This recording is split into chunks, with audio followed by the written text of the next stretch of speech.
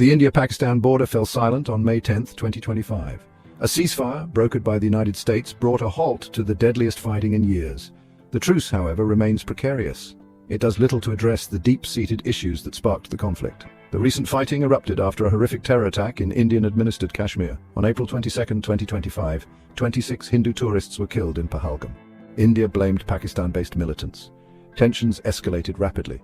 India launched Operation Sindoor on May 7, 2025. It targeted alleged terror camps within Pakistan and Pakistan-administered Kashmir. Pakistan retaliated with Operation Bunyan Mahsoos. Both sides exchanged fire across the line of control using drones, missiles and artillery. The fighting resulted in approximately 70 deaths, mostly civilians. The violence displaced thousands along the volatile border. The international community watched with growing alarm. The specter of a larger conflict, potentially involving nuclear weapons, loomed large. The ceasefire agreement was a direct result of intense international pressure. The United States played a key role in mediating the truce. US President Trump, Secretary of State Rubio and Vice President Vance engaged in frantic diplomacy. They urged both sides to step back from the brink. The United Kingdom, Saudi Arabia and China also pushed for de-escalation. These global powers recognized the dangerous trajectory of the conflict. They feared a wider regional war with unpredictable consequences. The ceasefire agreement mandates a complete halt to all military actions along the line of control.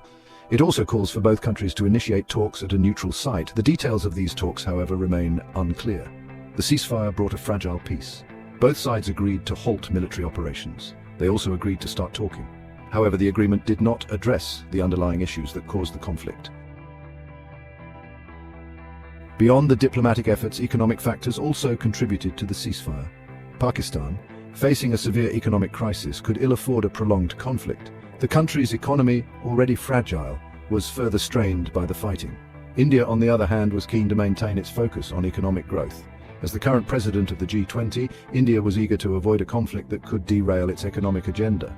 The risk of a nuclear escalation also weighed heavily on the minds of both countries. While both India and Pakistan possess nuclear weapons, the potential consequences of their use are too catastrophic to contemplate. Pakistan's brief signaling of a meeting of its nuclear oversight body, though later denied, served as a stark reminder of the stakes involved. The ceasefire provided both India and Pakistan with a face-saving way out of a dangerous situation.